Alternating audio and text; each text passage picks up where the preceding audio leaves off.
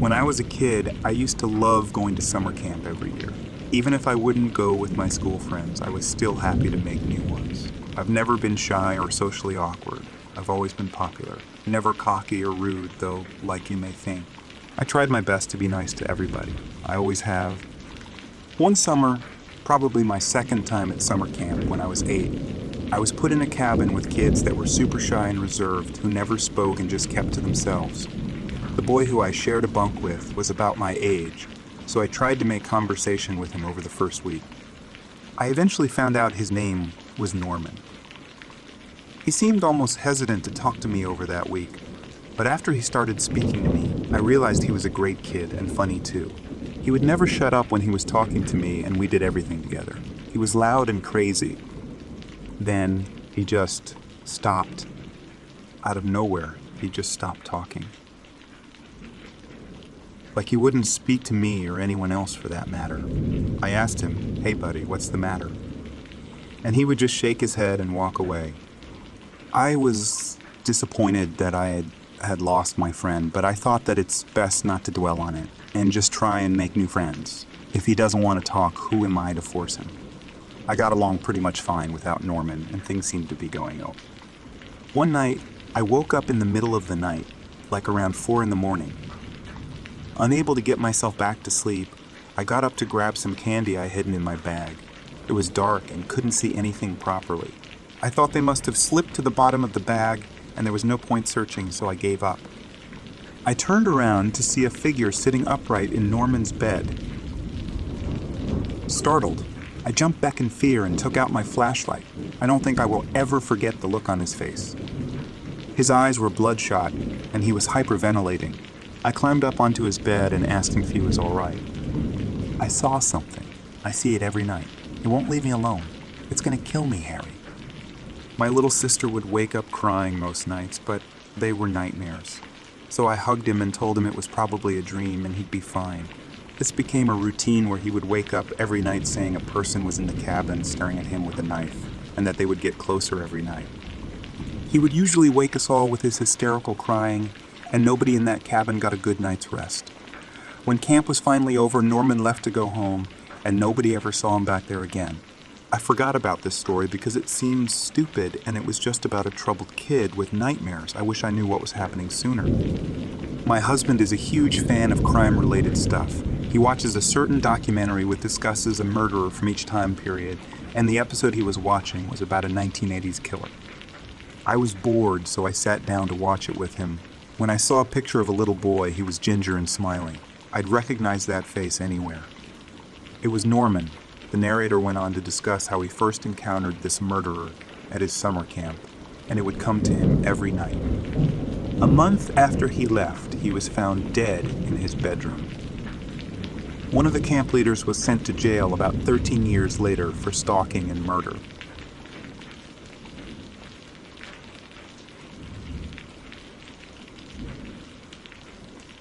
Last summer was pretty interesting.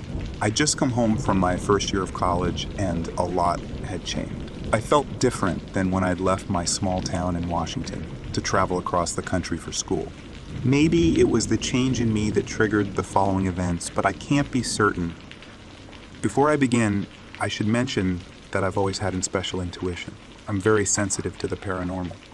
I could probably fill up a book with the things I've experienced in my short 20 years. Often people will tell me how cool they think it is, or how lucky I am, but I cannot stress it enough, how hard it has been to deal with this.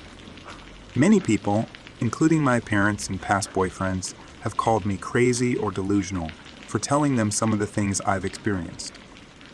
And maybe they're right, but if there's one thing I know with complete certainty, it's that this story is as real as it gets.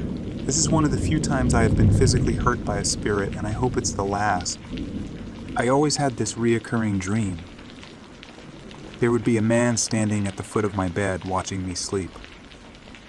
I couldn't make out his features except his gray eyes. He seemed to almost be made of shadow. I would tend to wake up screaming, and my parents would run in to see what was wrong. No one was ever there. It was just a nightmare to them. The dream didn't happen very often, maybe once every few months. But when it did, I wouldn't sleep that night. Finally, I was ready to move off to college, and I couldn't have been more excited. I had about a month left when the dream started again. This time it was every couple of days. I consulted with my dad's girlfriend who had a little experience in cleansing, and she suggested I cleanse the room with sandalwood and place a few amethysts in the room to ward off spirits. Well, my mom wouldn't allow me to burn the sandalwood, fearing the fire alarm would go off, but I did manage to get an amethyst. With only a week left before my departure, I had the dream maybe once more, but other than that, all was quiet. I'd always wanted to go to the East Coast for school, so leaving was one of the happiest days for me. While at college, I did not experience the dream. I barely had time to think about it between classes anyways. It wasn't until one night when my roommate had left for the weekend that it all came back to me. I had the dream like normal, only the man was in the corner of the room. He looked at me like always, but he also looked around, like he was unfamiliar with his surrounding. I woke up, heart pounding, only I thought I was still asleep because the man was still there, watching me. There was no one there but me. I didn't know what to do. My solution was to run into the hallway. I jumped out of bed and burst through my door into the hallway light. I took some time to slow my heartbeat and get a drink of water before I went back into my room. Scared of what I would see, I flicked on the light, but no one was there. I did not see him the rest of my time at school. Things really started to heat up when I came home for the summer. Every night it felt like someone was watching me. When I was home alone, my dogs would bark at the corner as if someone were standing there. Both my mom and my brother say they heard someone whispering my name throughout the house. Then came trying to sleep. My room felt full. That's the only way I can describe it. Something or someone was there all the time. Falling asleep took forever, and when I did fall asleep, the man was there, and I would wake up and he'd still be there, just watching me. Bruises started appearing on my legs after I woke up, big blue and purple ones, like I'd run into the corner of a table. One night I dreamed about him actually touching my chest, clawing at it lightly. I woke up with a scratch at the nape of my neck. Finally, I asked my mom if I could sleep in her room because I was afraid to go to sleep. I was a bit ashamed to ask, but I was running on so little sleep, one night's rest was all I wanted. She obliged lightheartedly, saying she'd protect me from any scary ghosts. She didn't sleep much that night, either. While nothing manifested, she said that she felt like something was watching her the whole night, like something wanted her to leave so it could have me all to itself. That was enough to convince my mom to get help. She asked around and got a recommendation from a friend for a psychic. I'm very skeptical when it comes to psychics. I believe they exist, but that there are more phonies than legitimate people. Here's the story my mom's friend told her to convince her this was real. My mom's friend, we'll call him Ben, had a friend, let's say Susan. Susan's husband had recently committed suicide and she was having trouble handling it. Ben and Susan went to see the psychic Polly to try and relieve some of the pain she was feeling. Polly does not work as a psychic full-time. She's actually a police officer and only does readings to help people, or for her friends. Polly knew nothing about Susan except her first name.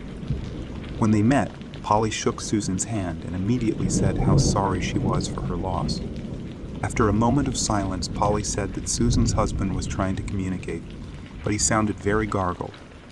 She put her hand to her own throat. She asked if he killed himself by slitting his own throat. He had. Polly went on to talk about how he had an instant moment of regret after he'd done it. But a slit throat isn't something you can fix. Well, that was enough to convince me a little, but I was still skeptical. Let me tell you, was I in for a surprise? We met Polly at a cafe, just my mom and I. All she knew was my first name and that I wanted a reading. She shook my hand and introduced herself. One of the first things she said was, "Someone's bothering you. Let's find out who it is." She sat for a moment in silence. "It's a man." She started. "He's young, in his 20s. He's on your father's side." I noticed my mother tense up. "He shot himself." My dad had a brother named Daniel who shot himself in his early 20s. Suddenly my mom started to babble about a barn. "What barn, Mom?" I asked. Apparently, when I was little, my mom let me play in the barn where my uncle had shot himself. She said I had only played once because I had been afraid of the man in the corner, but she had never seen any man.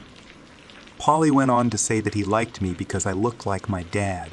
I have his hair, she said, and his nose and cheekbones. All of this is true. I mentioned the dreams and the bruises, how he was becoming violent. He's upset that you're living. You're going to college, right? He never got to do that. He's jealous. All that was great to know, but I just wanted to get rid of him. Here's what she told me to do. If I felt him again or saw him, I had to firmly tell him to go away, aloud.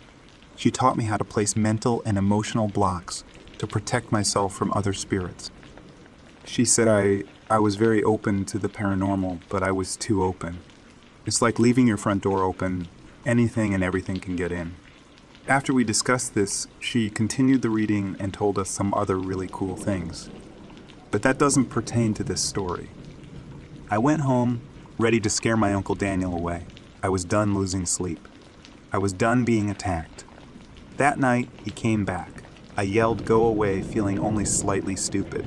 It took a few more nights, but eventually he faded. I stopped feeling him. I stopped seeing him. At last, I could sleep. A week later, my mom left to go on a date, and my brother was at my dad's house. I was home alone, watching a movie. All of a sudden, my dog started barking at the door as if someone was there. Then slowly, I heard 3 knocks at the door. It's the most ominous sound I've ever heard. I cautiously looked through the window, but there was no one there. I considered the possibility of kids playing a prank, but the way our yard is set up, I would have seen them running away. I called my mom, but got her voicemail. I called out for whatever it was to go away. I decided to try and get some sleep. The issue was that all night, Uncle Daniel was tapping at my window trying to get in. Tap, tap, tap. It came in sets of 3. I cried in my bed until I heard my mom come home from her date. I told her what had happened, and she apologized that her phone was off during a movie. I took her to my room, and there it was, the tapping. We didn't know what to do. He wasn't strong enough to get in. In fact, he couldn't with the blocks I had set up. He was just there. I went to bed again, even though the tapping continued. I worked through it. I wouldn't give him that power over me. After that night, it stopped, thank God. I've dealt with other spirits and ghosts, but never one as persistent as my Uncle Daniel.